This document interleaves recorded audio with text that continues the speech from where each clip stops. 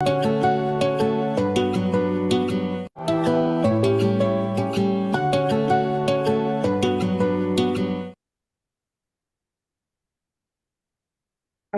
மாலை வணக்கம்.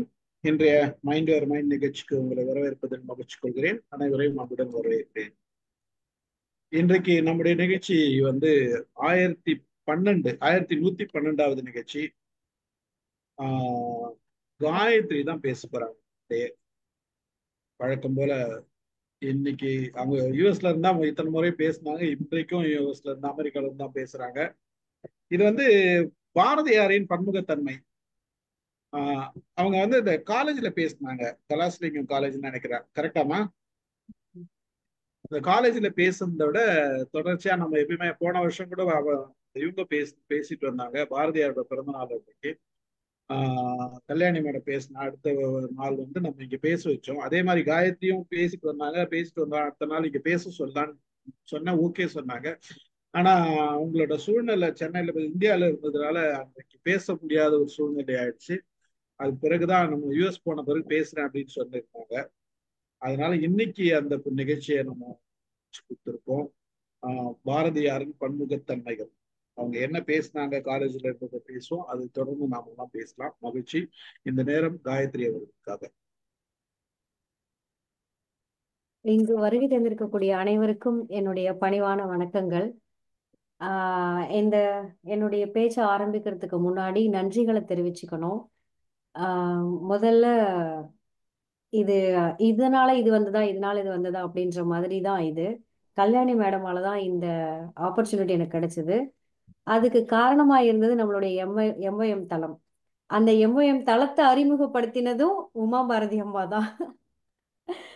அதனால அதன் மூலமா தான் இந்த வாய்ப்பு எனக்கு கிடைச்சது. இது எம்ஒஎம் தளத்துக்கும் ஸ்டீஃபன் சாருக்கும் கல்யாணி மேடம்க்கும் உமா பாரதி மேடம் எல்லாருக்குமே என்னுடைய நன்றி. ஏதாவது பேசுறதுல தவறுகள் இருந்தா பொறுத்துக்கொள்ளணும். முதல்ல இந்த இன்னைக்கு இந்த தலைப்பு பாரதியாரின் பன்முகத்தன்மைகள் அப்படின்னு எடுக்கும்போது இதுல நம்ம தேடி தேடி விஷயங்களை நம்ம எடுக்கவே தேவையில்லை. அதுக்கு முன்னாடி மாணவர்கள், இது எல்லாருமே மாணவர்கள் பார்க்கக்கூடிய ஒரு தளம் தான். அந்த வகையில இலக்கியம் அப்படின்னாலே இது ஏதோ பெரியவங்களும் தமிழ் கற்ற அறிஞர்களும் தான் இலக்கியம் படிக்கணும், இலக்கியம் அவங்களுக்கு தான் புரியும், நம்மளுக்கு எல்லாம் புரியாது, தேவையில்லை அப்படின்ற ஒரு மனப்போக்கு இன்னைக்கு இல்ல, ரொம்ப காலமாவே நம்ம மக்கள் மத்தியில இருந்துகிட்டு தான் இருக்கு. இப்போ இலக்கியம் அப்படின்றது நிறைய பேர் வாதத்துக்கு உரிய விஷயமாவும் இருக்கு. இலக்கியம் படிக்கிறதுனால இன்னைக்கு எனக்கு வாழ்க்கைக்கு சாப்பாடு கிடைக்குமா, இலக்கியம் படிக்கிறதுனால என்ன நன்மை இருக்கு, ஒண்ணுமே இல்லை, பழங்கதையை பேசுறதுனால என்ன பிரயோஜனம் அப்படின்னு தான் நம்ம நிறைய கேள்விப்படுறேன் நான்.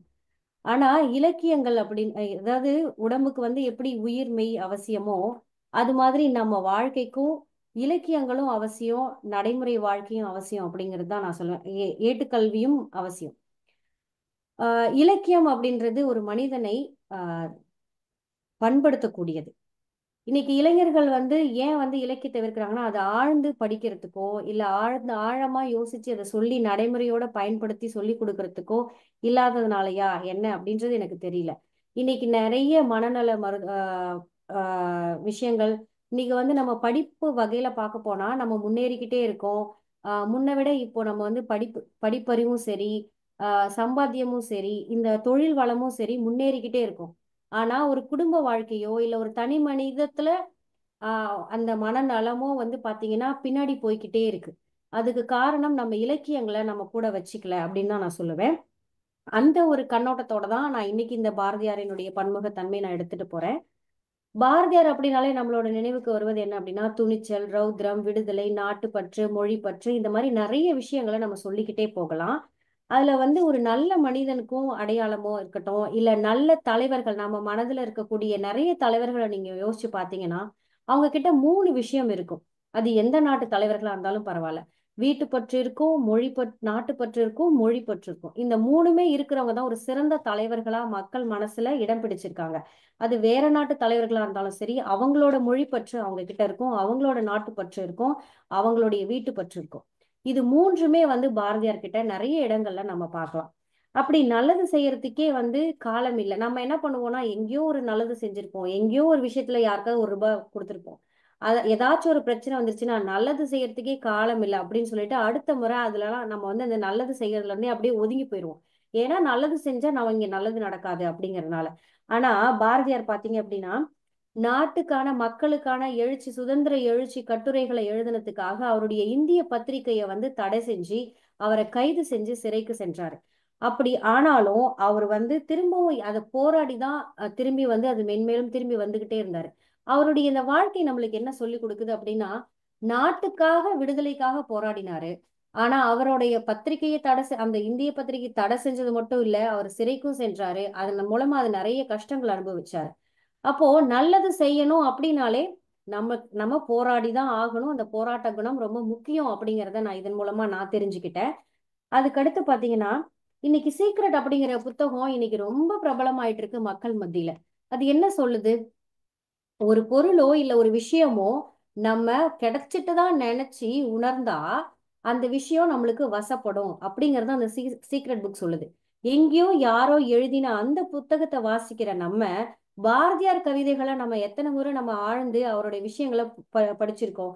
அவர் பாத்தீங்கன்னா ஆடுவோமே பள்ளு பாடுவோமே ஆனந்த சுதந்திரம் அடைந்து விட்டோம் என்று அப்படின்னு சுதந்திரம் கிடைக்கிறதுக்கு முன்னாடியே சுதந்திரம் கிடைச்சிட்டு தான் நினைச்சு உணர்ந்து அதை எழுதி மக்கள் மனதுல அந்த பாடலை வந்து பரப்பினவர். ஏன் ஒருத்தர் நினைச்சா பத்தாது. இந்த மக்களே வந்து எல்லாருமே நம்ம சேர்ந்து கூட்டு முயற்சியா நினைக்கும் போது நல்ல எண்ணங்களை விதைக்கும் போது அது சாத்தியப்படும் அப்படிங்கிறத அவர் நம்மளுக்கு சொல்லாம சொல்லி கொடுத்திருக்காரு. இதை நம்ம தனி மனித வாழ்க்கைக்கும் நாட்டுக்கு மட்டும் இல்ல தனி மனித வாழ்க்கைக்கும் பயன்படும் அப்படிங்கறதான் நான் பாக்குறேன். அடுத்தது பாரதியார் பாடல் அப்படின்னாலே கண்ணன் பாட்டு, குயில் பாட்டு, பாஞ்சாலி சபதம், இப்படி இந்த மாதிரி விஷயம் இந்த மாதிரி பாடல்கள் மிகவும் நம்ம மத்தியில பிரபலம் இல்லையா? இந்த பாடல் அவர் எப்ப எழுதினாரு அப்படின்னா பாண்டிச்சேரியில தன்னோட குழந்தை உடல்நலம் இல்லாதப்போ அவர் அரசுகிட்ட இருந்து அவர் வந்து மறைமுக வாழ்க்கை மறைஞ்சு இருந்தப்போ, அதாவது கைதாகாம மறைஞ்சு இருந்தப்போ புதுச்சேரியில இருந்து இந்த பாடலை எழுதியிருக்காரு. அப்போ நம்ம எதுக்கெடுத்தாலும் ஏதாச்சும் ஒண்ணு விஷயம் வேணும் அப்படின்னா நம்ம இது இருந்திருந்தா இந்த விஷயத்த நான் செஞ்சிருப்பேன். என்னை இப்படி படிக்க வச்சிருந்தா நான் வந்து எங்க அப்பா என்ன காலேஜ் அனுப்பிச்சிருந்தா படிச்சிருப்பேன் அப்படின்னு நம்ம ஒவ்வொரு விஷயத்துக்கும் நம்ம ஏதாச்சும் ஒரு காரணங்களை தேடிக்கிட்டே இருக்கோம் இல்லையா? ரீசன்ஸ். நம்ம ஏதாச்சும் ஒரு விஷயம் செய்யாததுக்கு ரீசன்ஸ் தேடிக்கிட்டே இருக்கோம். ஆனா அவர் அந்த மாதிரியான ஒரு சூழ்நிலையில கூட அவரால் இப்படி ஒரு பாடலை எழுத முடிஞ்சிருக்கு அப்படின்னா நம்மளால ஏன் எதையுமே சாதிக்க முடியாது நம்ம நினைக்கிறத அப்படின்னு தான் இந்த பாடல் எனக்கு உணர்த்துச்சு இந்த விஷயத்த நான் படிக்கிறப்போ. அடுத்ததா துன்பம் வந்தா கலங்காதே அப்படிங்கிறதுக்கு ஒரு உதாரணம். நான் ஒரு புத்தகத்துல படிச்சிருக்கேன். அது என்ன அப்படின்னா அது ஒவ்வொரு நாட்டினுடைய சிறப்புகளை பத்தி அந்த புத்தகத்துல போட்டிருக்காங்க. அதுல வந்து இந்திய நாட்டை பத்தி சிறப்பு என்ன போட்டிருந்தாங்க அப்படின்னா எந்த ஒரு விஷயம் இல்லைனாலும் அதை உடனே நான் அவங்களால முடிஞ்ச மாதிரி அதை எப்படி மாத்திக்கிறாங்க. ஒரு ஒரு உதாரணத்துக்கு சொல்லணும் அப்படின்னா இந்தியாவுல வந்து ஒரே ஒரு அறை தான் இருக்கு.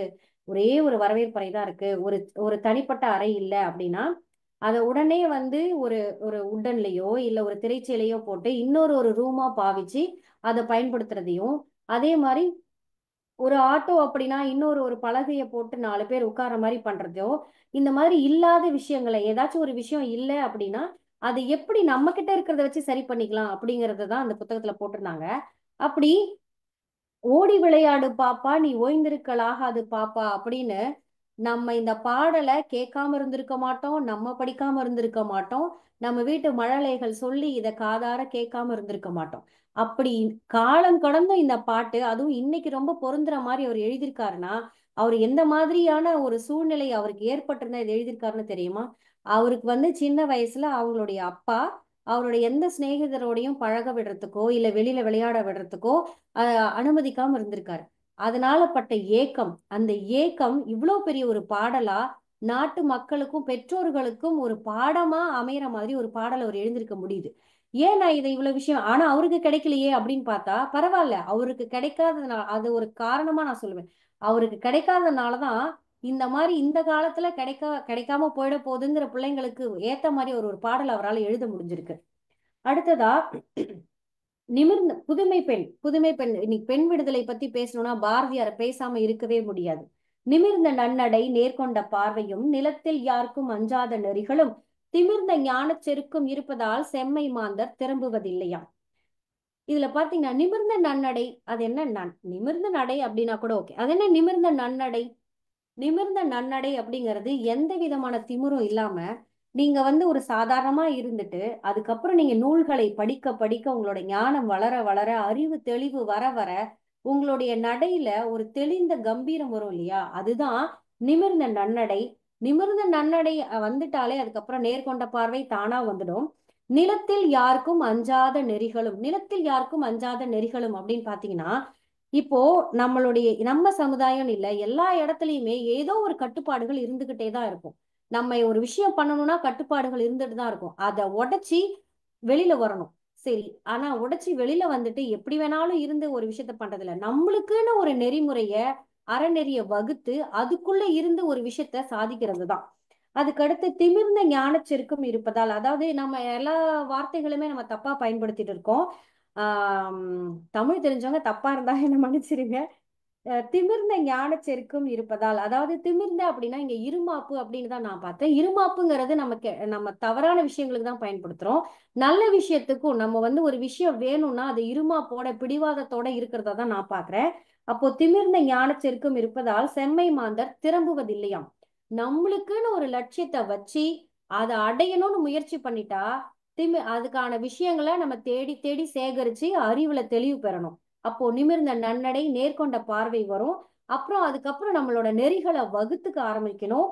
ஞான செருக்கு அப்படிங்கிறது நம்மளுடைய விஷயங்கள்ல இருமாப்போட இருந்து அந்த அந்த நம்மளுடைய கோல்ல இருந்து பின்னடைவே அடையாம இருந்து திரும்புவதில்லையா, மாறுறதே இல்லையா. இந்த மாதிரி நம்மளுடைய இலக்கு தெளிவா இருந்தா அந்த பெண்கள் மாறவே மாட்டாங்க அப்படின்றதான் இந்த பாடல அவர் சொல்லியிருப்பாரு.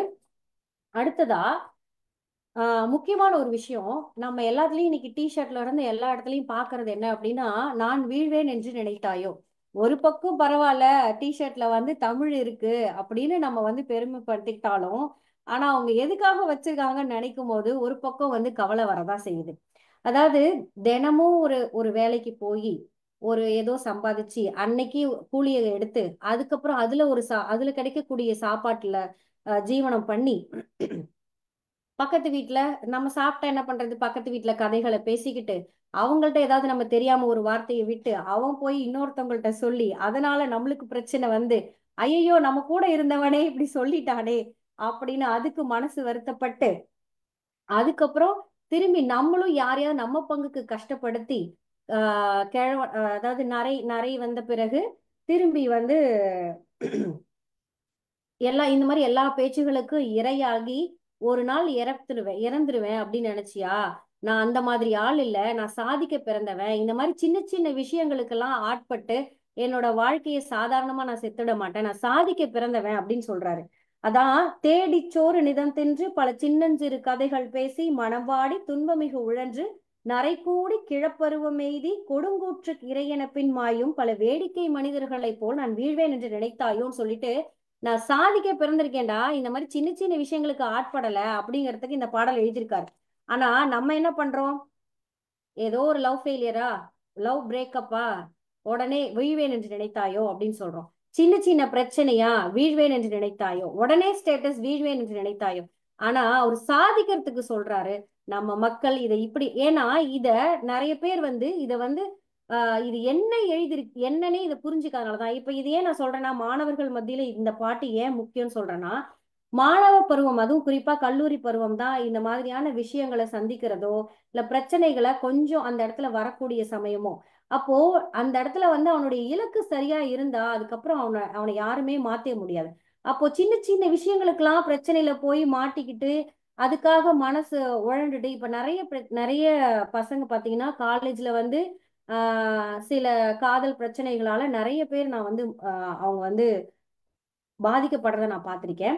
அப்போ இலக்கு தெளிவா இருந்து இந்த மாதிரி சின்ன சின்ன விஷயங்களுக்கெல்லாம் ஆட்படக்கூடாதுன்னு இந்த மாதிரி இலக்கியங்கள் அவங்களுக்கு வந்து நல்லா படிச்சிருந்தாங்கன்னா அதுல வந்து தெளிவு இருந்ததுன்னா இந்த மாதிரி பிரச்சனைகள் வராது அப்படின்றது என்னுடைய பார்வை. அடுத்ததா சாரி மேம், அடுத்ததா ஒரு விஷயம் நம்ம வந்து பண்படுறோம் அப்படின்னா எதன் மூலம் எப்படி தெரிஞ்சுக்கணும், எப்படி தெரியும் அப்படின்னா, பண்படுறதா நான் எப்படி பாக்குறேன்னா, நல்லவனா இருந்தா அவன் முன்னேற முடியுமா, இல்ல அவன் வந்து நேர்மையானவனா இருந்தா முன்னேற முடியுமா, இந்த மாதிரி கேள்விகள் நம்மளுக்கு இருக்கும். நல்லவனா இருக்கேன் ஆனா நான் ஏன் இப்படி கஷ்டப்படுறேன், நேர்மையா இருக்கேன், நான் ஏன் இப்படி கஷ்டப்படுறேன், இந்த மாதிரி நம்ம பல முறை சொல்றதை நம்ம கேட்டிருப்போம். ஆனா நல்லவங்க முன்னேற முடியாதா, நேர்மையா இருக்கவங்க முன்னேற முடியாதான்னு என்கிட்ட கேட்டா முடியாது. ஏன்னா நல்லவங்க நல்லது செய்வாங்க, நேர்மையா இருக்கவங்க நேர்மையா இருப்பாங்க. அதனால நம்மளோட வாழ்க்கை எப்படி மேம்படும்? கண்டிப்பா மேம்படாது. நம்ம ஒரு இலக்கு வச்சிருக்கோம், அதை அடையணும் அப்படின்னா நம்ம என்ன பண்றோம் அப்படின்றத பார்க்கணும், நம்ம யாரு அப்படின்றத பார்க்கணும். அப்போ நம்மளுக்குள்ள எப்போ வந்து சில விஷயங்கள் தவறா இருக்குன்னு யாராவது சுட்டி காமிக்கிறாங்களோ, இல்ல நம்ம உணர்றோமோ, அந்த தவறுகளை எப்ப திருத்திக்க ஆரம்பிக்கிறோமோ அப்பதான் ஒரு மனிதன் மேம்படுறான்.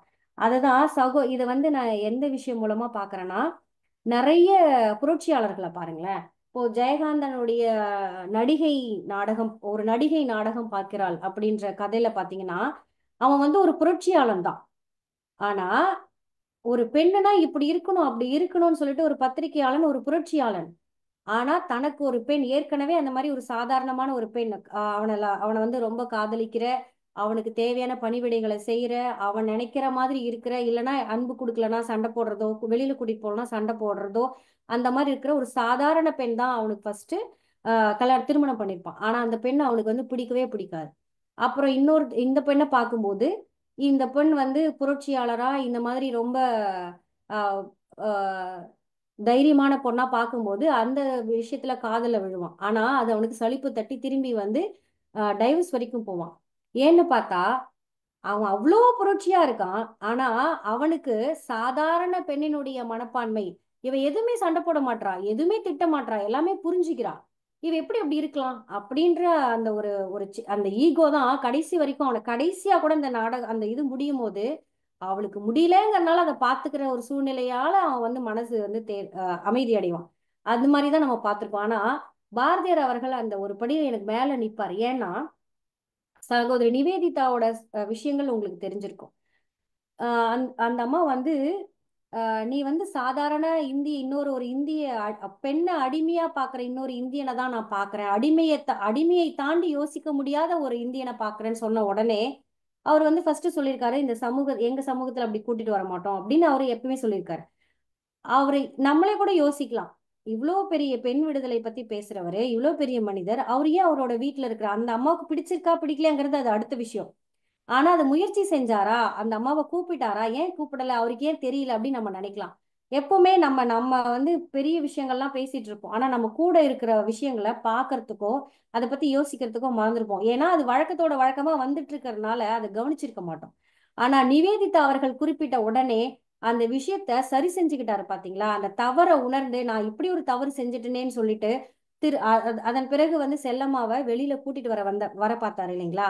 அதுதான் அவருடைய தவறை உணர்ந்து அதை திரும்பி சரி செய்ய நினைச்சாரு இல்லையா, அங்கதான் அவர் வந்து மேம்பட்டு நிக்கிறாரு. அப்போ நம்ம வந்து வாழ்க்கையில மேம்படணும் அப்படின்னாலோ, இல்ல மெச்சூர்ட் நம்ம சொல்றோம் பண்பட்டு நிக்கணும் அப்படின்னாலோ, நம்மளுடைய தவறுகளை எப்ப உணர்றோமோ அப்பதான் நம்ம மேம்பட முடியும். தவறுகளை உணர்ந்து அதை சரி பண்ணும் போதுதான் நம்மளால மேல வர முடியும். மொழி பற்றுக்கு நம்ம சொல்லவே வேண்டாம். அவர் வந்து 400 மொழிகளை கற்றவர். அவரு வந்து நம்ம தமிழ் மொழியை பத்தி சொல்லியிருக்கிறத பத்தி நம்ம எல்லாருக்குமே தெரியும். இத்துடன் இந்த உரையை முடித்துக் கொள்கிறேன். நன்றி, வணக்கம். வாய்ப்பளித்தமைக்கு நன்றி. ஸ்டீஃபன் சாருக்கு தனிப்பட்ட நன்றி. கல்யாணி அம்மா எல்லாருக்குமே நன்றி. கேட்டுடலாம். தேங்க்யூ சார், நன்றி.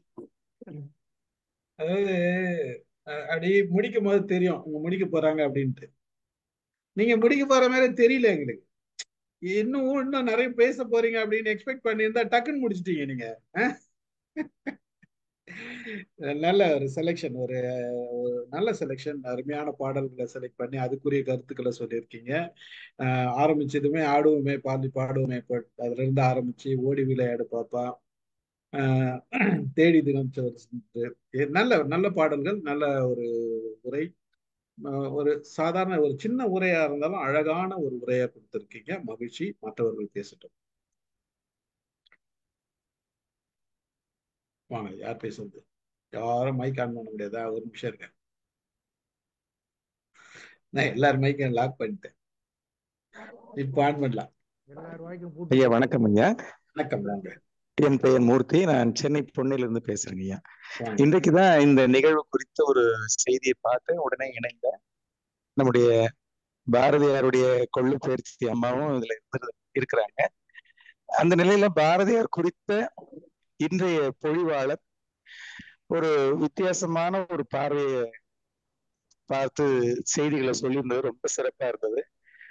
அந்த ஓடி விளையாடு பாப்பா அப்படிங்கிற அந்த பாட்டுக்கு பின்னாடி இருந்த அந்த ஒரு செய்தி, பாரதி சிறு வயதிலே இந்த மாதிரி பழக்கப்படுத்தப்படவில்லை அப்படிங்கிற ஒரு குறிப்பு சொன்னது ரொம்ப சிறப்பா இருந்தது. எனக்கெல்லாம் இது ஒரு நல்ல ஒரு குறிப்பு எடுத்துக்கிட்ட மாதிரி இருந்தது. அவங்க ஒரு பூமாலை தொடுத்தது போல செய்திகளை சரமா அடுக்கி அழகா சரிவா தந்திருந்தாங்க. நல்ல பொழிவுங்கய்யா, மிக்க மகிழ்ச்சி. இந்த நிகழ்ச்சி பயனுள்ளதா இருந்தது. மிக்க நன்றிங்கய்யா. மகிழ்ச்சி. நன்றி. நன்றி. நன்றிங்க சார். நன்றி, மிக்க நன்றி. வாங்க, அடுத்து யார் பேச? பிரேமா மேடம் பேசுங்க, வாங்க.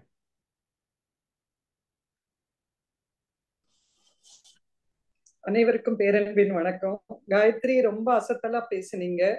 பன்முகத்தன்மை நமக்கு நிறைய பாரதியாரை பத்தி தெரிஞ்சிருக்கோம் அப்படின்னாலும் அதுக்கு பின்னால இருக்கிற காரணங்கள் என்னன்றத ரொம்ப எளிமையா சுட்டிக்காட்டி ரொம்ப அழகா பேசுனீங்க. தங்குத்தடை இல்லாம, அதுவும் முக்கியமா எல்லாரும் விரும்பி கேட்கிற பாட்டுகள் அதை எடுத்து பேசினது ரொம்ப அருமை.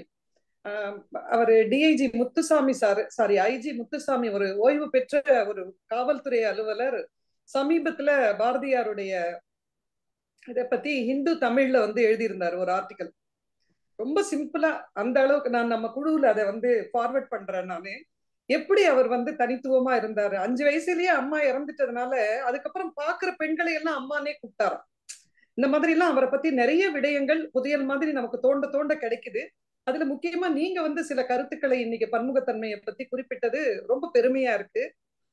நான் பாரதிக்கு ஒரு காட்ஃபாதர்னு சொல்லுவேன். திருவள்ளுவரையும் பாரதியும் எனக்கு ஏதோ நான் என்னுடைய வாழ்க்கையில் கொஞ்சம் முன்னேறி இருக்கேன்னா இது இவங்க 2 பேரும் அதுக்கு பாதி காரணம். பாரதியும் திருவள்ளுவரும் காரணம்ன்றது ஒவ்வொரு கூட்டத்திலையும் நான் சொல்லுவேன்.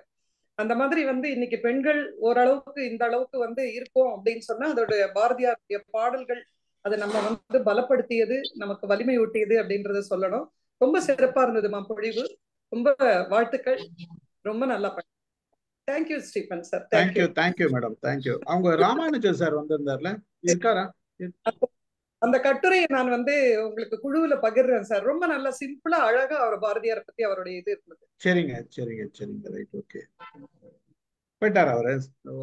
கல்யாணி மேடம், ராமானுஜர்? இல்ல சார், அவர் இல்லைங்க சார். அவரு காங்கோ ராஜகுரு ஜாயின் பண்ணிருக்காருன்னு நினைக்கிறேன். காயத்ரி ராஜகுரு சார் தெரியல. அவர் இங்க எனக்கு பேரு ராஜகுரு சார் இருக்கீங்களா? ஓகே. அனைவருக்கும் வணக்கம். நான் ஒரு பதிவு சொல்லலான் இருக்கேங்க. என்னோட பெயர் முனைவர் உமா மகேஸ்வரி, கோபிச்செட்டிப்பாளையம் பிகேஆர் மகளிர் கல்லூரியுடைய தமிழ் துறை தலைவர். உமா பாரதி அம்மா தான் இந்த லிங்க் எனக்கு இப்ப அனுப்பிச்சு விட்டாங்க. காயத்ரி மேடம், ரொம்ப நீங்க எடுத்துரைத்த விதம்ங்கிறது ரொம்ப நல்லா இருந்தது. பாரதியாரை பத்தி பேசிட்டே இருக்கலாம், எவ்வளவு வேணாலும் பேசலாம், சீக்கிரமே முடியாத ஒரு விஷயம் தான். ஆனா நீங்க ஜெயகாந்தனோட அவங்களோட கம்பேர் பண்ணி ஒரு நடிகை நாடகம் பார்க்கிறாள், இக்கால இலக்கியம்ங்கிறது பாரதியாரோட முடியல, அவங்களோடதையும் கம்பேர் பண்ணி சொன்ன விதம், அதுதான் நம்மளோட எடுத்துரைப்பு விதம்ங்கிறது. வெறும் பாரதியார் மட்டும் இல்லாம அவங்களது சொல்லிட்டே இருக்கலாம். நம்ம என்ன அதை சொல்லல, நாளெல்லாம் கேட்டுட்டே இருக்கலாம் எவ்வளவு சொன்னாலும். அதே நேரத்துல ஜெயகாந்தனுடைய நடிகை நாடகம் பார்க்கிறாள் அப்படிங்கிறதையும் சொல்லி, இப்போ நம்ம எல்லாருக்குமே மனசுக்குள்ள எழுற கேள்வி, நேர்மையானவங்களாம் நல்லா இருக்க முடியாதா, நல்லவங்களாம் வாழவே முடியாதாங்கிறது எல்லாருடைய மனசுலுமே ஏற்படுகின்ற ஒரு எண்ணம் தான். ஆனாலும் அதையும் அழகா விளக்கி சொன்ன அந்த எடுத்துரைப்பு விதம்ங்கிறது ரொம்ப அருமையா இருந்தது காயத்ரி மேடம். மிக்க நன்றி. மகிழ்ச்சி. நன்றி. நன்றி மேடம். நன்றி மேடம். சார், அவங்க உமா மகேஸ்வரி, டாக்டர் உமா மகேஸ்வரி இப்ப பேசினாங்க இல்லையா, அவங்கள பத்தி சொல்லணும். தமிழ்துறை தலைவரா அந்த கோபிச்செட்டிப்பாளையம் காலேஜ்ல ஜாயின் பண்ண உடனேவே தமிழ்துறைக்குன்னு ஒரு சிறப்பான நிறைய புரட்சிகளை கொண்டு வந்து நிறைய மாணவர்களை ஊக்குவிச்சு எல்லாரையும் அவங்க கவிஞராகவும் எழுத்தாளராகவும் ஆக்கிறதுக்கு நிறைய தன்முனை இது பண்ணி வச்சிருக்காங்க. நிறைய இதுல பங்கு பெறுறாங்க. இப்ப அடுத்தது மலேசியா போற அளவுக்கு அவங்க தமிழ் துறையை கொண்டு வந்திருக்காங்க. இப்போ சிறப்பா அவங்களையும் அறிமுகப்படுத்துறேன். நான் அவங்க எண்ணம் உங்களுக்கு பகிர்றேன். மகிழ்ச்சி. நன்றி. உங்களிடத்து நான் பேசுறேன் மேடம். இங்கே நாங்கள் பல நிகழ்ச்சிகள் இளைஞர்களுக்காக நடத்துவோம். அப்போ நீங்க இப்ப சில இளைஞர்களை நீங்க கூட்டு பேச வைக்கலாம். கண்டிப்பாங்க சார். மேடம் ரொம்ப நன்றி. முருகேச பாண்டியன் சார் வாங்க. வணக்கம். ரொம்ப சிறப்பா இருந்தது. இதுல எனக்கு முக்கியமான ரொம்ப பிடிச்சது நீங்க சொன்னது அந்த ஓடி விளையாடு பாடல். ஓடி விளையாட அவர் குழந்தை பருவத்தில் ஏங்கினதுக்காண்டி அந்த பாடல் ஓடி விளையாடு பாப்பாவா அந்த பாடலா குழந்தைகளுக்கு வந்திருக்குன்னு சொன்னீங்க. அது ரொம்ப சிறப்பு. அது தெரிஞ்ச பிறகு அவருடைய குழந்தை பருவத்தில் என்னென்ன பண்ணியிருக்காரு, என்னென்ன அதை பற்றிலாம் தெரிஞ்சுக்கிற ஒரு ஆவல் வந்திருக்கு. இப்போ அது தேடணும். இப்போ உங்களுக்கு தெரிஞ்சிச்சுன்னா அதை பற்றி சொல்லுங்க. அடுத்து நான் 2022 140வது பாரதியாருடைய பிறந்த நாள் அன்னைக்கு அங்கே எட்டயபுரத்தில் அவருடைய இல்லத்துல இருந்தேன். நான் அவரோட செல்ஃபி எடுத்துக்கிட்டேன், போட்டோ எடுத்துக்கிட்டோம். அப்போ அது ஆக்சுவலி நாங்கள் போய் சேர்ந்தே 7 மணிக்கு தான் நைட்டு. அப்புறம் அந்த காப்பாளரை கூப்பிட்டுட்டு 5 மணிக்கு 4:30 மணி 5 மணிக்கு மூடி விடுவாங்க போல. காப்பாளரை கூட்டிட்டு அவங்களுக்கு திறந்து விட்டு நாங்கள் கொஞ்சம் குழந்தைகள்லாம் கூட்டிகிட்டு போயிருந்தோம் ஒரு ப்ரோக்ராம்காண்டி. பார்த்துட்டு வந்தது அதெல்லாம் நினைவுக்கு வந்தது. ரொம்ப நன்றி. சிறப்பு. வாழ்த்துக்கள். நன்றி சார். நன்றி நன்றி. ரவி சார் வாங்க. நான் லாஸ்ட்ல தான் ஜாயின் பண்ணேன். ஜஸ்ட் லேட் ஆயிடுச்சு. அப்படியா? மற்றவங்க பேச ஆமா ஆமா. பெருமாள் பார்க்க போவீங்களேன்றதுக்காக கூப்பிட்டுட்டேன். இல்ல அதான் நான் உங்களுக்கு மெசேஜ் அனுப்பிச்சிருந்தேன், நீங்க பார்க்கல. அது எங்க சார், நம்ம கூட்டத்துல இருக்கும்போது அது பார்க்க முடியாது. அடுத்தது யார் பேசுறது? சக்கரமணி சார் பேசுறீங்களா?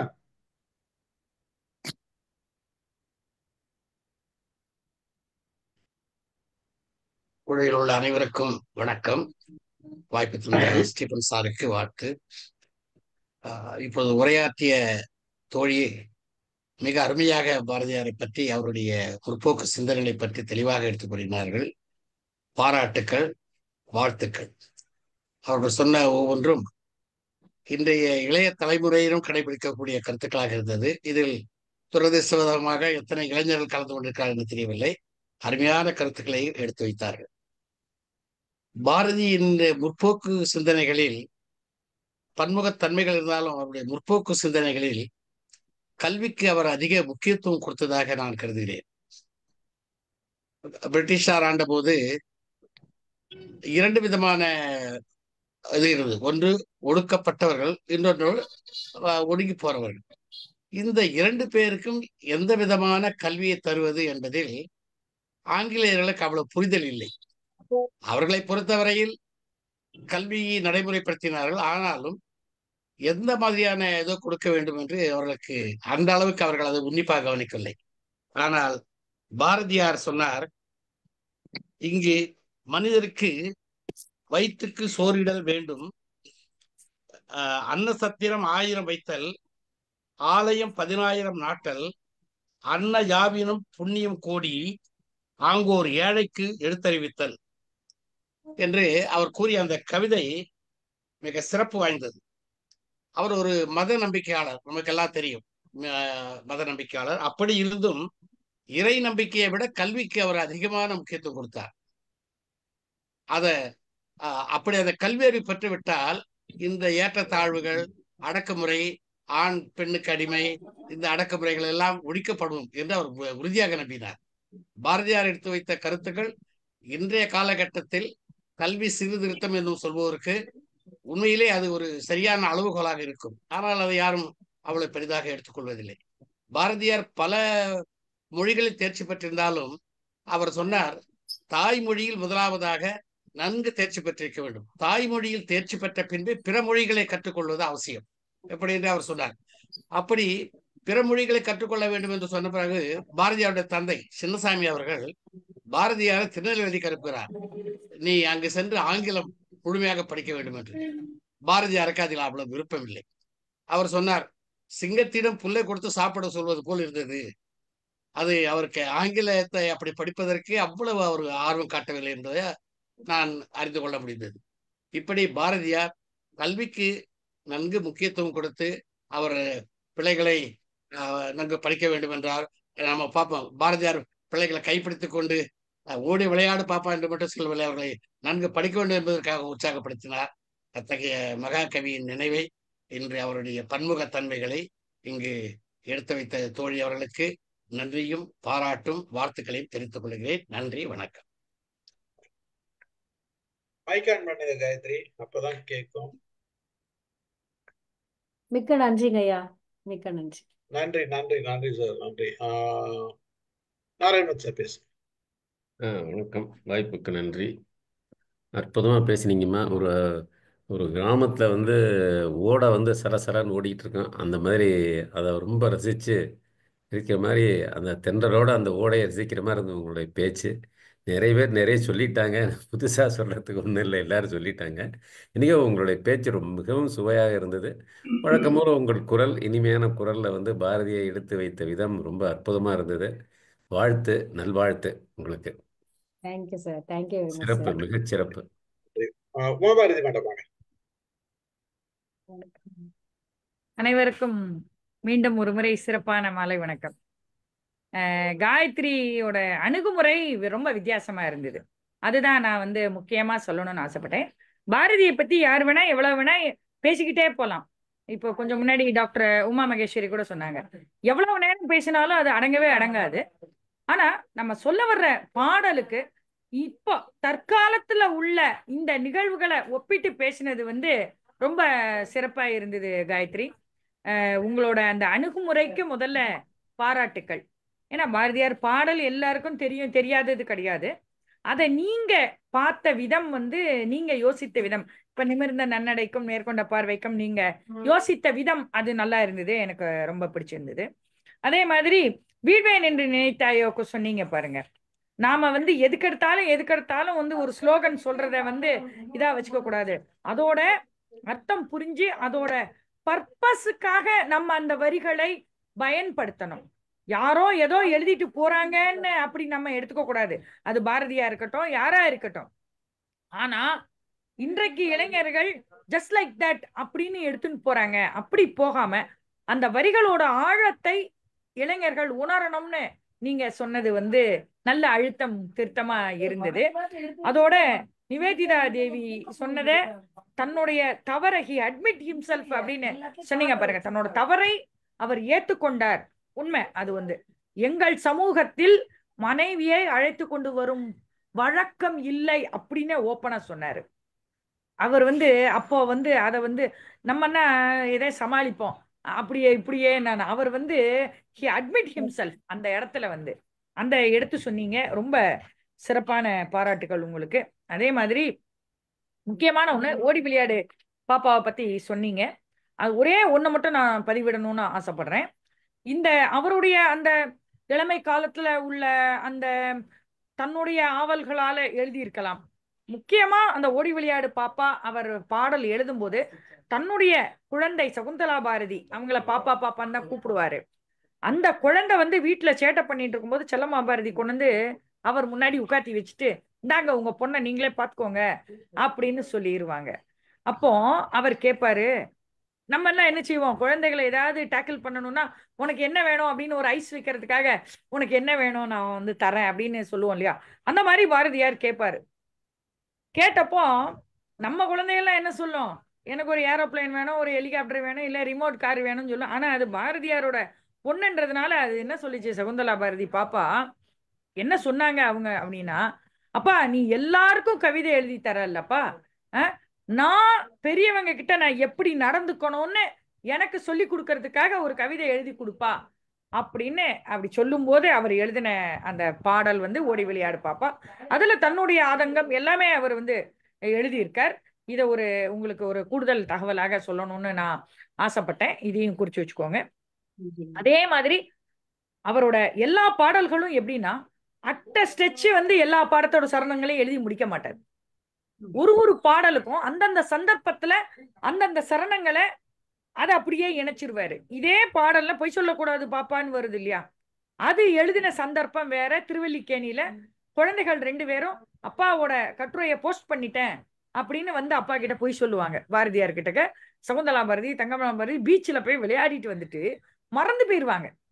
அவர் கொடுத்த கட்டுரையை சுதேசமித்திரனுக்கு அனுப்புறதுக்கு மறந்து போயிட்டு வீட்டுக்கு வந்து அனுப்பிட்டோன்னு போய் சொல்லிடுவாங்க. ஆனா மனசு வந்து குத்திண்டே இருக்கும் அவளுக்கு. ராத்திரி பாரதியார் வந்து கேட்பார், அம்மா அந்த கட்டுரையை நீ அனுப்பிட்டியா, அதை நீ அனுப்பாம இருந்திருக்கலாமே, அதுல இன்னும் கொஞ்சம் தகவல் சேர்க்க வேண்டி இருக்கு அப்படின்ன உடனே இந்த குழந்தைகள் 2 சரண்டர் ஆயிரும். ஐயோ அப்பா நிஜமாவே நாங்க அனுப்பல அப்படின்னு அந்த கட்டுரையை கொண்டு போய் அவர்கிட்ட கொடுத்து, இனிமே வந்து நாங்க பொய்யே சொல்ல மாட்டோம்னு அவர் காலில் விழுந்துருவாங்க. அப்பா அவர் சொல்லுவார், பொய் சொல்லக்கூடாது பாப்பா, என்றும் புறஞ்சொல்லலாகாது பாப்பா, அப்படின்னு அப்ப சொல்லுவார். அந்த மாதிரி ஒரு ஒரு சந்தர்ப்பத்திலயும் அவர் வந்து ஒரு ஒரு சரணங்களையும் அந்தந்த சமயத்துல ஆட் பண்ணுவார் அந்த கவிதைகள்ல. ரொம்ப நல்ல வித்தியாசமான அணுகுமுறையில நீங்க சிறப்பா சொல்லியிருந்தீங்க. ஒரு அரை மணி நேர ஒரு உரையினாலும் ஒரு அர்த்தமுள்ள உரையா இருந்ததுப்பா. வாழ்த்துக்கள், பாராட்டுகள் உங்களுக்கு. நன்றி ஸ்டீஃபன் சார். மகிழ்ச்சி. நன்றி நன்றி அம்மா மேடம். மிக்க நன்றி. நீங்க உங்க முன்னாடி என்னோட தோழி PM ஷியானா அப்படின்ட்டு PKR காலேஜ் கோபிச்செட்டிப்பாளையம் அதோட தமிழ் துறையிலேருந்து வந்திருக்காங்க. அவங்கள இந்த களத்துல அறிமுகப்படுத்துறதுல நான் பெருமகிழ்ச்சி அடைகிறேன். அவங்க நல்ல ஒரு கவிஞர், சிறந்த பாரதி பற்றாளர், நிறைய பத்திரிகைகளுக்கு எழுதி விடுறவங்க. அவங்களையும் இந்த களத்துக்கு அறிமுகப்படுத்துறேன். ஷியானா, உங்களை ஒரே ஒரு நிமிஷம் அறிமுகப்படுத்திக்கோங்க. அதுக்கப்புறம் மற்றவங்களையும் சார் பேச விடுவாங்க. அதுக்கு முன்னாடி அம்மா உமா பாரதி அம்மாவுக்கு நான் நன்றி சொல்ல கடமைப்பட்டிருக்கேன். ஏன்னா உங்க முன்னாடி இந்த மாதிரி பேசுற இது கிடைச்சதே பெரிய விஷயம். அதை நீங்க வந்து பெருந்தன்மையோட அதுல வேற எதுவும் குறை சொல்லாம அதை அப்படியே ஏத்துக்கிட்டது ரொம்ப மகிழ்ச்சியா இருக்கு. நன்றிங்கம்மா. மகிழ்ச்சிமா, மகிழ்ச்சி. வாங்க ஷியானா பேசுங்க மேடம். ஷியானா இருக்காங்க இல்லன்னு நினைக்கிறேன். அவங்க பேசுறதுக்கு முன்னாடி பாரதி இருக்கேன் சார்.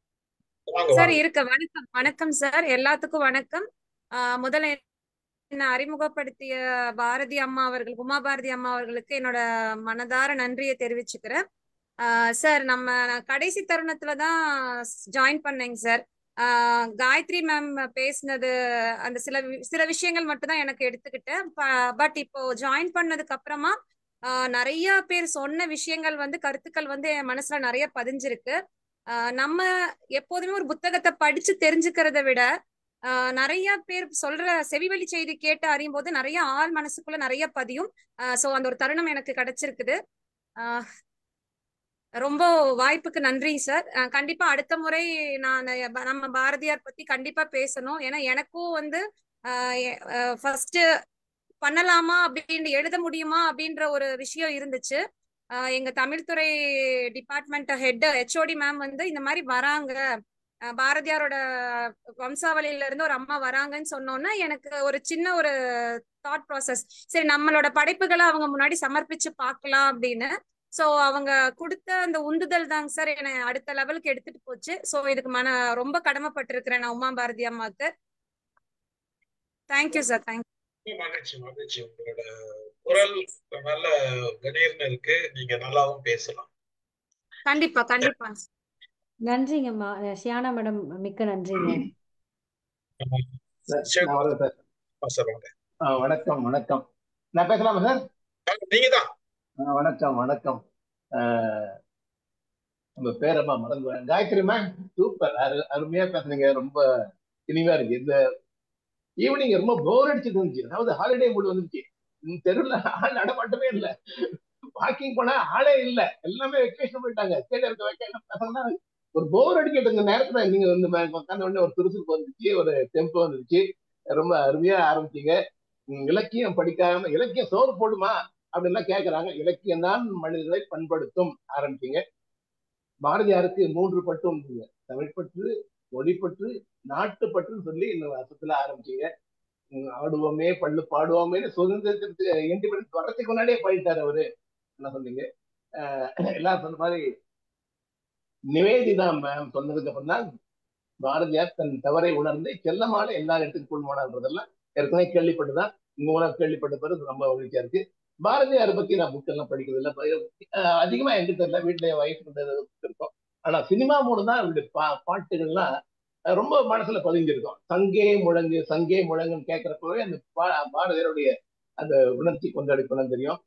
அப்புறம் அந்த பராசக்தியில வர படம் நெஞ்சி பொறுக்கதில்லையே, நெஞ்சி பொறுக்கதில்லையே, விலை கட்ட மாடுகிறவன் நினைத்து விட்டார். அந்த வரிகள்லாம் பாருங்க. அஞ்சி அஞ்சி சாவார் அப்படி பாருங்க.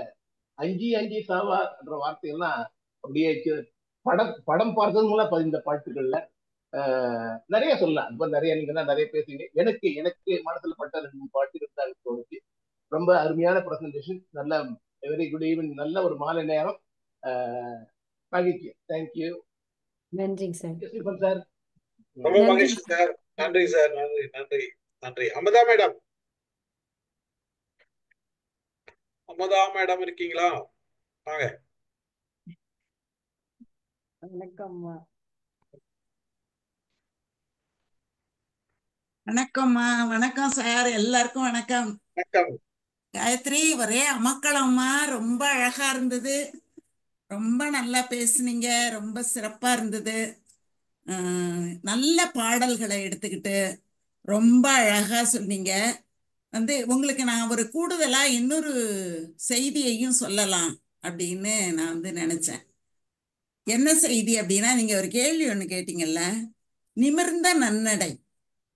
நிமிர்ந்து நடந்தாலே நடைதானே, அது என்ன நிமிர்ந்த நன்னடை அப்படின்னு கேட்கும்போது சங்க இலக்கியத்துல ஒரு பாட்டு இருக்கு. என்ன பாட்டுன்னா, இந்த பொன்முடியார் சொல்லுவாங்க, ஈன்று புறந்தறுதல் எந்தலை கடனை. அந்த பாட்டு பாடிக்கிட்டே வரும்போது ஒரு வரியில அவர் குறிப்பிடுவாரு, நன்னடை நல்கல் வேந்தற்கு கடனே அப்படின்னு சொல்வார்.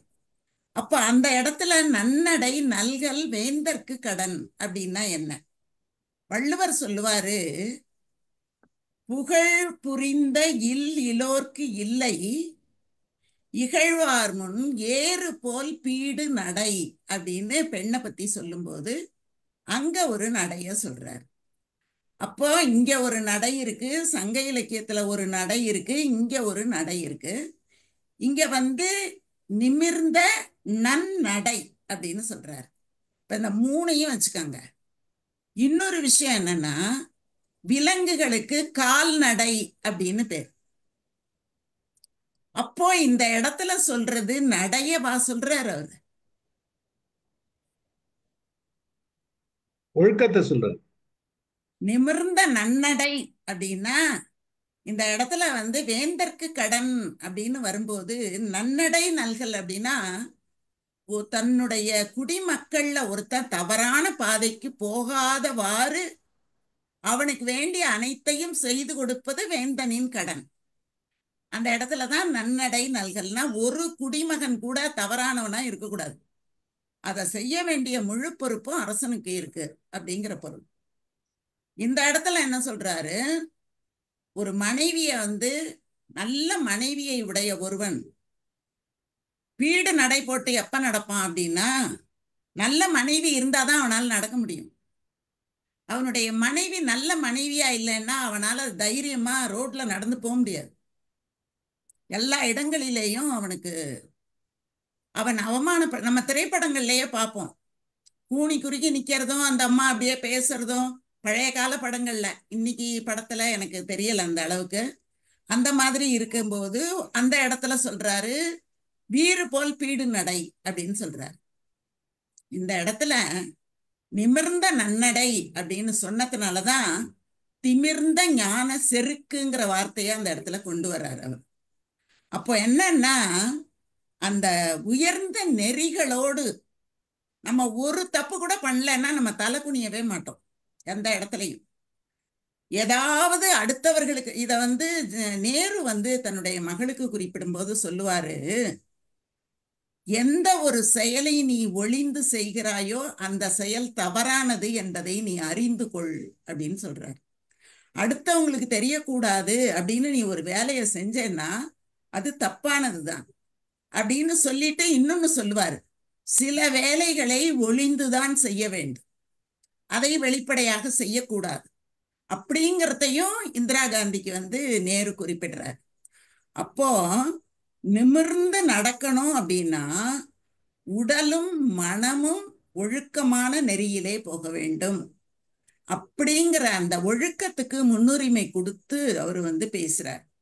அதனாலதான் நிமிர்ந்த நல்ல நடை அப்படிங்கிற பொருள். நடைங்கிறது மாத்திரம் கிடையாது, அது எப்படிப்பட்ட நடையாக இருக்க வேண்டும் என்றால், நல்ல நடையை எப்படி பிரிப்போம்னா நன்மை கூட்டல் நடைன்னு பிரிப்போம். அந்த நன்மைங்கிறது என்னன்னா, எனக்கும் நன்மை தருவதாக இருக்க வேண்டும், என்னை பார்க்கும் மற்றவருக்கும் அது நன்மை தருவதாக இருக்க வேண்டும். அந்த மாதிரி ஒரு நன்னடை, அப்படிப்பட்ட பெண்களாக இருக்க வேண்டும் அப்படின்னு அவர் ஆசைப்படுறார். இன்னைக்கு நாம நம்முடைய நடையும் உடையும் மற்றவர்கள் முகம் சுளிப்பதை போல இருக்கக்கூடாது, ஒரு கண்ணியம் பொருந்தியதாக இருக்க வேண்டும்.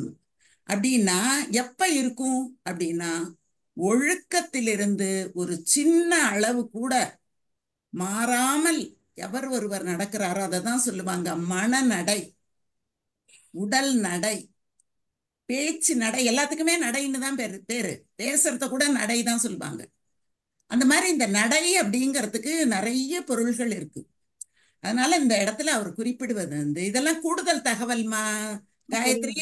வந்து நான் வந்து நீங்க சொன்னதுக்கே ஏதோ சொல்றேன்னு நினைச்சுக்க கூடாது. ஐயோ அம்மா நீங்க வேற அப்படிலாம் இது இல்ல. வந்து ஒரு கூடுதல் தகவல். இத தெரிஞ்சு வச்சுக்கிட்டீங்கன்னா இன்னும் கொஞ்சம் நீங்க கண்டிப்பாமா பேசும்போது தமிழ் வார்த்தைகளா நீங்க சொன்னாதானே தெரியும். அப்படிலாம் இல்லவே இல்லை. நீங்க தாராளமா அதனாலதான் அவர் என்ன சொல்றாரு, அதனாலதான் அந்த இடத்துல ஏன் அவரு நிமிர்ந்து அப்படின்னு சொன்னாருன்னா இதுக்காக தான் நிமிர்ந்து அப்படின்னு சொல்றாரு. நிமிர்ந்த நன்னடை, நேர்கொண்ட பார்வை அப்படின்னு சொல்லும்போது இந்த பார்வை தான் ஒரு மனிதனை எடை போடுவது. அவன் அந்த உளவியல்ல நான் ஒரு தடவை படிக்கும்போது பார்த்தேன், இந்த இருக்குல்ல இந்த கண்ணை வந்து அப்படி இடது பக்கமா அப்படி பார்த்துக்கிட்டே இருப்பாங்களாம். சில பேர் பேசும்போது நேரா பார்க்க மாட்டாங்க, ஓர கண்ணால அப்படி கீழே அவங்க பாக்குறாங்க. அப்படின்னா பேசிக்கிட்டு இருக்கும்போது, 2 பேர் பேசிக்கிட்டு இருக்கும்போது அவங்களுடைய பார்வை இப்படி இருக்கு அப்படின்னா அவங்க உள்ளத்துக்குள்ளார இதை மாற்றுவதற்கான திட்டத்தை போட்டு கொண்டிருக்கிறார்கள்னு பொருள் அப்படின்னு அதுல வந்து குறிப்பிடுவாங்க. அந்த மாதிரி அந்த பார்வை தான் ரொம்ப ரொம்ப முக்கியமானது. நம்ம என்ன செய்யறோங்கிறத நம்முடைய பார்வை தான் காட்டும். அந்த பார்வை கபடற்ற பார்வையாக, கள்ளம் இல்லாத பார்வையாக, அந்த நேர்கொண்ட பார்வையாக இருக்கணும் அப்படிங்கிறதையும் அவர் வந்து வலியுறுத்துறதும் அதுக்காக தான். அந்த பார்வையை வைத்துதான் ஒரு மனுஷனை வந்து நல்லவன் கெட்டவங்கிறது முடிவு பண்றதே பார்க்கறத வச்சுதானே முடிவு பண்றோம். அது யாருடைய பார்வையாக இருந்தாலும் சரி. அந்த மாதிரி அந்த பார்வை இவன் ராமனும் சீதையும் நோக்கும் போது அண்ணலும் நோக்கினாள் அவளும் நோக்கினாள்னு சொல்லும் போது அவன் அங்க மேல இருந்து பாக்குறா, இவன் கீழே இருந்து பாக்குறான். அதை குறிப்பிடும்போது சொல்லுவாரு, ராமன் நிமிர்ந்து பாக்குறதுனால அப்படி பார்க்கும்போது அப்படி அண்ணாந்து பாக்குறான், அவன் அப்படி தலை தாழ்ந்து, அந்த வார்த்தை என்னுடைய அமைப்பு வந்து அந்த மாதிரி அமைஞ்சிருக்கும். அதை படிக்கும்போது அப்படி கீழால் அவ வந்து பாக்குறான். அந்த பார்வையிலேயே இவனுடைய இதயம் வந்து அவகிட்ட போயிடுச்சான், அவளோட இதயம் வந்து இவங்கிட்ட வந்துருச்சான். இதயம் மாறி புக்க அப்படின்னு அந்த இடத்துல குறிப்பிடுவார். அதனால அந்த பார்வையாலேயே இதயம் மாறி போகும் அப்படின்னா அந்த பார்வை எப்படிப்பட்டதாக இருக்கிறது அப்படிங்கிறத வந்து பெண்கள் புரிந்து கொள்ள வேண்டும்.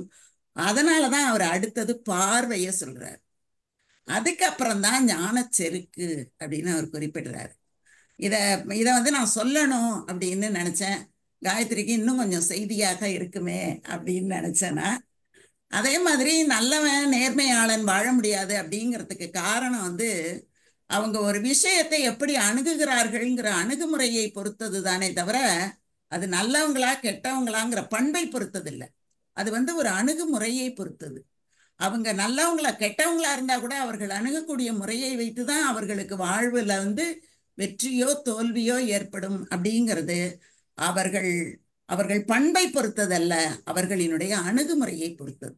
அதனாலதான் நிறைய பேருக்கு அணுக தெரியாமல் தான் தோற்று போகிறார்களே தவிர அணுக தெரிந்தவர்கள் ஒரு நாளும் தோல்வி அடைவதே கிடையாது. எதை எப்படி அணுக வேண்டும் அப்படின்னு தெரிஞ்சிருக்கிறவங்க எப்பவுமே வெற்றி பெறுவார்கள். ஸ்டீபன் சார் ரொம்ப நேரம் எடுத்துக்கிட்டனோ, சாரி சார். மகிழ்ச்சி, நன்றி சார். நன்றி நன்றி மேடம், நன்றி. நன்றிமா, மிக்க நன்றி. ஆரம்பிங்க சார், வாங்க. செஞ்சிட்டதுக்கு நன்றி. கூடுதல் தகவல் அருமை. சரிங்க சார், நான் குறைச்சலாதான் பேசணும்னு நினைச்சேன். நம்ம இல்ல அது வந்துரும், அதெல்லாம் ஒண்ணும் இது இல்ல, வந்துரும். நடத்தை நன்னடைன்னா நடத்தை தானே வருது. நடத்தைனாலே அது ஒரு மனிதனோட ஒழுக்க நெறியை தான் நம்ம குறிக்கும். வாங்க சார், பேசுங்க. வணக்கம் சார். இந்த நிகழ்வுல வந்து அம்மா காயத்ரி அம்மா பேசுறது ரொம்ப சிறப்பா இருந்தது. பாரதியை பத்தி பேசணும்னா எவ்வளவு நாளும் பேசிக்கிட்டே இருக்கலாம் போலதான் இருக்கும். அந்த அளவுக்கு வந்து தெளிவான சிந்தனையை வந்து நாட்டு மக்களுக்கு கொடுத்துட்டு போயிருக்கிறாரு. அதை நம்ம வந்து ஒரு நாள்ல ஒரு நிமிஷத்துக்கு கொஞ்ச நேரம் இல்லை, அவங்க இன்னும் நிறைய கொஞ்சம் பேச மாட்டாங்களாங்கிற ஆர்வத்தை தான் தோண்டி இருந்தது. ஆனா அவங்க நீங்க சொன்ன மாதிரி அவங்க சட்டுன்னு முடிச்சுட்டாங்க. நான் இன்னும் கொஞ்சம் நிறைய இதெல்லாம் எதிர்பார்த்தவங்க. இந்த காக்கை சிறகினிலே நந்தலாலா, அப்புறம் வந்து இந்த அக்கினி குஞ்சொன்று கண்டேன் அங்கிரை காட்டடை குண்டுதலை வைத்தேன், இதை எங்கேயாவது கம்பேர் பண்ணிக்க மாட்டாங்களாங்கிற ஒரு ஆசை இருந்தது. அதை விட்டுட்டாங்களோ, வேற ஒரு நிகழ்ச்சியில ஏதாவது மற்றவங்க யாராவது பேசும்போது இன்னும் கொஞ்சம் விரிவா கேட்டுக்கலாம். அது ஆனாலும் காலேஜ்ல பேசுறதுக்குனால 10 நிமிடம் மட்டும்தாங்க. அதுக்காக மட்டும்தான் ப்ரிப்பேர் பண்ணேன். yes. கூடுதலா இப்ப பண்றதுக்கு எனக்கு இன்னைக்கு முடியல. இல்ல இருந்தாலும் நீங்க பேசுற விதம், சொல்ல வந்த கருத்து, அணுகுமுறை வந்து ரொம்ப வித்தியாசமா இருந்தது. அது வந்து எங்களுக்கு வந்து புதுசு. நாங்க சாதாரணமா இலக்கணம் சாதாரணமா நம்ம வந்து கல்வி பாட புத்தகத்துல வந்து ஆசிரியர் போதிக்கிறத வந்து பார்த்ததுல வந்து அப்போ உள்ள ஒரு யதார்த்தம் தான். ஆனா இப்போ வந்து பாடம் கற்க ஓடி விளையாடு பாப்பான்னு ஓடி விளையாடுறதுக்கு பிள்ளைங்களே இல்லை. எல்லாம் வீட்டுல கம்ப்யூட்டர்லயும் கேம்ஸ்லயும் இதுல மாதிரி மாட்டிக்கிடுச்சுங்க. அவர் சொன்ன கருத்து ஆளுக்கு இல்லையேங்கிற வருத்தம் வந்து இப்ப எங்களை மாதிரி 50-60 பிறந்தவங்களுக்கு வருத்தமா இருக்க வழிய இப்போ உள்ளவங்க அதை பத்தி ஒரு பெருசா எடுத்துக்கிறது இல்லை வந்து. ஆனாலும் உங்களுடைய அணுகுமுறை, நீங்க பேசிய விதம் ரொம்ப சிறப்பா இருந்தது. இன்னும் கொஞ்சம் கூடுதலா இருந்தா எங்கள் கருத்துக்கு செறிவூட்டப்பட்டிருக்கும்னு நினைக்கிறோம். ரொம்ப நன்றிமா, வாய்ப்பு கொடுத்ததுக்கு ரொம்ப நன்றி. ஸ்டீபன் சார் ரொம்ப ரொம்ப நன்றி சார். மகிழ்ச்சி சார், மகிழ்ச்சி, ரொம்ப நன்றி. மகிழ்ச்சி சார், மகிழ்ச்சி. கல்யாணி மேடம் பேசு. வணக்கம் சார், அனைவருக்கும் வணக்கம். காயத்ரிக்கு வணக்கம் பிளஸ் வாழ்த்துக்கள். நல்லா இருந்ததுப்பா, நீங்க பேசினது ரொம்ப அழகா இருந்தது. எல்லாத்தையும் விட பாரதியாரோட பாடல்களுக்கு ஒரு அந்த வசனத்துக்கு எல்லாம் ஒரு இனிமையான ஒரு குரல்ல கேட்கும்போது ரொம்ப நல்லா இருந்தது. ஆக்சுவலா அதுதான் எல்லாரும் பாரதியார்ன உடனே எல்லாம் ஓங்கி பேசுவாங்க அவருடைய பாடல்கள் எல்லாம் எடுத்து சொல்லும் போது. ஆனா நீங்க அந்த ரிதம் மாறாம அதே இதுலயே அதே டியூன்லயே போனீங்க. அதை கேட்கறதுக்கே ரொம்ப மெலோடியஸா இருந்தது. அதுக்கு ஃபர்ஸ்ட் ரொம்ப ஹாப்பி, நல்லா இருந்தது. அதுக்கப்புறம் நீங்க சொன்ன மாதிரி எல்லா பாயிண்ட்டும் எல்லாரும் சொல்லிட்டாங்க. அந்த சீக்ரெட் புக்கை பத்தி சொன்னது, பாசிட்டிவிட்டி, அது அருமையா இருந்தது. அந்த மாதிரி அந்த குயில் பாட்டு பாடுறப்ப கூட ஏதோ ஒரு எக்ஸ்கியூஸ் கொடுத்துக்கிட்டே இருக்கும். நம்ம we are finding one or other some excuses அப்படிங்கிறத வந்து அழகா எடுத்து சொன்னீங்க. அதை கம்பேர் பண்ண விதம் ரொம்ப நல்லா இருந்தது. அதுக்கப்புறம் நிமிர்ந்த நன்னடை, அதுவும் நல்லா இருந்தது. எல்லா பாயிண்ட்டுமே அழகா கொஹரண்டா கொண்டு வந்தீங்க. ரொம்ப நல்லா இருந்தது. Thank you. Thank you ma'am, thank you ma'am. திசை காட்டி தான் மேம், எனக்கு திசை காட்டி திசை காட்டி நீங்களும் அந்த மாதிரி தான். இன்னொரு விஷயம், முக்கியமான விஷயம் சொன்னாங்க. எத்தனை பேர் கவனிச்சிங்கன்னு தெரியல. இன்னைக்கு மக்கள் ஸ்டேட்டஸ் வைக்கிறத பத்தி சொன்னாங்க. ஸ்டேட்டஸ் வைக்கிறாங்கல்ல, இதுல மொபைல்ல ஸ்டேட்டஸ் வைக்கிறாங்களா, அவங்களோட சூழ்நிலை டிப்ரெஷன் ஆனவொன்னு ஸ்டேட்டஸ் வச்சிடறாங்களா, அதை சொன்னாங்க. கவனிச்சிங்களா? நல்லாவே கவனிச்சோம். அவங்க சூழ்நிலைக்கு தகுந்த மாதிரி அந்த அதாவது மாணவர்களுக்கு அவசியம்னு சொன்னாங்க. பல பெரியவங்க கூட இதை செய்யறாங்கன்றதுதான் செய்தி. அடுத்து யார் பேசுறது? நம்ம பேசாதவங்க யார் இருக்கீங்க? வாங்க. லாவண்யா, கிரேசி மேடம் இவங்க வாங்க, கூடுங்க. கிரேசி வாங்க, கிரேசி மேடம் வாங்க. நம்ம கிரேசி மேடம். வணக்கம் மேம். வணக்கம். அவையில இருக்கக்கூடிய எல்லாத்துக்குமே வணக்கம். மேம் வந்து எப்பவுமே பேசும்போது ஒரு தித்திப்பா இருக்கும், சுவையா இருக்கும். நான் பள்ளியில இருந்து வரும்போதே மேம் கிட்ட சொல்லிட்டேன் கலந்துக்கலாம் அப்படின்னு சொல்லிட்டு. ஆனா நேரம் வந்து சரியா கிடைக்காதனால என்னால இணைய முடியல. ஆனா நீங்க எல்லாம் பேசும் பொழுது, என்னுடைய பெயர் வந்து கிரேசி மேரி, எஸ்ஆர்வி பள்ளி ஆசிரியர், தமிழ் துறையை சார்ந்தவர். நீங்க எல்லாம் கொடுக்குற அந்த மீள் ஊட்டு இருக்கு இல்லைங்களா, அதுவே எங்களுக்கு வந்து ரொம்ப சந்தோஷமா இருக்கு. ஏன்னா விசையுறு பந்தினை போல் உள்ளம் வேண்டியபடி செல்லும் உடல் கேட்டேன். பாரதிய வந்து வியக்காதவங்களே கிடையாது. நசையுறு மனம் கேட்டேன் அப்படிம்பாரு பாரதி. நித்தம் நவமென சுடர்தரும் உயிர் கேட்டேன். பாரதிய வந்து ரசிக்கிறதுக்கு வந்து வார்த்தைகளே கிடையாது. மேமோட குரல்ல இனிமையான இந்த ஒரு மாலை பொழுதுல கேட்கறதுக்கு வாய்ப்பளித்தமைக்கு மிக்க நன்றியை தெரிவிச்சுக்கிறேன் மேம். நான் முழுமையா வந்து இத என்ன சொல்றது கேட்காததுனால அதை பத்தின மீளூட்டு கொடுக்குற அளவுக்கு எனக்கு தெரியல. மீளூட்டுக்கு ஒரு மீளூட்டா தான் நான் பேசிட்டு இருக்கேன். வாய்ப்பளித்தமைக்கு நன்றி. நன்றி நன்றி நன்றி நன்றி. கோபால் ரத்னம் சார் வாங்க. அனைவருக்கும் வணக்கம். ஆடியோபுல சார்? கேக்குது சார், நல்லாவே கேக்குது. அருமை காயத்ரி, வாழ்த்துக்கள். புவியியலை படித்திட்ட புவனேஸ்வரியே, புவியியலை படித்திட்ட புவனேஸ்வரியே, காசி நகர் புலவன் பேசுவதை காஞ்சியில் கேட்கச் செய்வோம் என்று அன்றே சொன்ன மகாகவி பாரதியின் வார்த்தைகளை மெய்ப்பித்தது இன்று. உலகில் மறுபக்கத்தில் அமர்ந்து கொண்டு மைண்ட் யுவர் மைண்ட் தளத்தின் மூலம் இன்று பாரதியின் கருத்தை செவிக்கு விருந்தாக்கி சிந்தை குளிர்வித்த சிந்தாமணியே வாழ்கனி. மிக்க நன்றி. பாரதியின் பன்முகத்தன்மையை பாங்குடனே பகிர்ந்த விதம் பாராட்டுக்குரியது, மகிழ்ச்சி. பாரதியின் பன்முகத்தன்மையை பாங்குடனே பகிர்ந்த விதம் பாராட்டுக்குரியது, மகிழ்ச்சி. நீண்ட நாட்களுக்கு பின் இந்த நிகழ்ச்சியில் உமாபாரதி அம்மையை கண்டதில் மேலும் மகிழ்ச்சியே. நீண்ட நாட்களுக்கு பின் இந்த நிகழ்ச்சியில் உமாபாரதியை கண்டதில் மேலும் மகிழ்ச்சியே. சுதந்திரம் பெற்றதாக முன்னமே உணரச் செய்த வித்தகன் மாவீரன் பாரதி. சுதந்திரம் பெற்றதாக முன்னமே உணரச் செய்த வித்தகன் மாவீரன் பாரதி. என்னே அவன் தீர்க்க தரிசனம். இன்னும் மெய்சிலிருக்கிறோம் இவ்விதமே பேசி பேசி. இன்னமும் மெய்சிலிருக்கிறோம் இவ்விதமே பேசி பேசி. புதுமை பெண்ணின் இலக்கணத்திற்கு உதாரணமாக எண்ணிலடங்கா ஆளுமைகள். புதுமை பெண்ணின் இலக்கணத்திற்கு உதாரணமாக எண்ணிலடங்கா ஆளுமைகள். நீரும் நீரும் ஒன்றாக நான் கருதுகிறேன். அதில் நீரும் ஒன்றாக நான் கருதுகிறேன். நன்றி காயத்ரி, நன்றி. Thank you Stephen sir. நன்றி நன்றி சார். கைதட்டலாம் ரொம்ப சார். அருமையா இருந்தது சார், ரொம்ப அருமையா இருந்தது. நன்றி சார். ரொம்ப மகிழ்ச்சி சார். நீங்கெல்லாம் வந்து வெண்பா எழுதுனீங்கன்னா நல்லா இருக்கும் சார். ட்ரை பண்றேன் சார். தேங்க்யூ. மகிழ்ச்சி மகிழ்ச்சி. அடுத்து யார் இருக்கீங்க பேசாதவங்க? சிவகனி வாங்க. சிவகனி மேடம். சார் வணக்கம் சார். காயத்ரி மேடம் வணக்கம். வணக்கம் மேம். இன்னைக்கு பாரதியாரை பத்தி நீங்க என்ன சொல்ல போறீங்க அப்படின்னு சொல்லிட்டு ஆவலா வந்தேன் நானு. ஆனா உங்களோட பாணியில வந்துட்டு எடுத்து சொன்னது ரொம்ப சிறப்பா இருந்தது. ஒவ்வொருவருமே சொன்ன விதம் வந்து என்னையும் ஈர்த்தது. அதற்கப்புறம் நீங்க சொன்னதுக்கு அப்புறம் பின்னூட்டமா வந்த வரிகளும் அடிஷ்னலா உங்களுக்கு அத நீங்க பேசினதுக்கு ஒரு கிரீடம் சேர்த்த மாதிரி இருந்தது அப்படின்னு தான் நான் சொல்லணும். ஸோ அந்த மாதிரி ரொம்ப சிறப்பா இருந்தது. எல்லாரும் சொன்ன மாதிரி டக்குன்னு மின்னலா மறைஞ்ச மாதிரி நானும் நீங்க முடிப்பீங்கன்னு நினைக்கல, ஆனா முடிச்சிட்டீங்க. சரி, எதிர்பார்க்காத தருணங்கள் சில நேரங்கள்ல அமையும், அதை நம்ம ஏத்துட்டு தான் ஆகணும். இது வரைக்கும் கேட்டோமே அப்படிங்கிற ஒரு மன மகிழ்ச்சியோட அதை நான் நினைச்சேன். அப்போ ரொம்ப சிறப்பா இருந்ததுமா, வாழ்த்துக்கள் சார். வாய்ப்பிற்கு நன்றி சார். அருமை அருமை சிவகனி. லாவண்யா அவங்க பேசுங்க. அனைவருக்கும் இனிய மாலை வணக்கம். Very good. கேக்குதா சார்? கொஞ்சம் இருக்கு, அதனால நான் கரெக்டா இன்னைக்கு டைமுக்கு ஜாயின் பண்ண முடியல. காயத்ரி மேடம் பேசினதை கேட்க முடியல. அதுக்கப்புறம் தான் நெட்டு சரியாச்சு. பின்னூட்டத்தை கேட்டே நான் வந்து ரொம்ப நிறைய விஷயங்கள், எவ்வளவு விஷயங்கள் உமாபாரதி அம்மா அந்த ஓடி விளையாடு பாப்பா எனக்கு ரொம்ப பிடிச்ச பாட்டு. அதை இப்படி ஒரு சூழ்நிலையில தான் வந்து கிரியேட் ஆச்சு அப்படிங்கறத தெரிஞ்சுக்கும் போது ரொம்ப சந்தோஷமா இருக்கு. அதே மாதிரி இந்த அமுதாம்மா சொன்ன எக்ஸ்பிளனேஷன், அந்த ஒவ்வொன்றுத்துக்கும் நன்னடை எதுக்கு எல்லாமே அப்படியே இன்னும் கொஞ்சம் அதை வந்து ஆராய்ச்சி பண்ணணும். பாரதியார் பாட்டை நம்ம அப்படியே கடந்து போயிடக்கூடாது, அதோட பார்வை வந்து இன்னும் வெவ்வேறு விதமா இருக்கணும் நமக்கு அப்படிங்கிற ஒரு புரிதல் எனக்கு வந்துச்சு.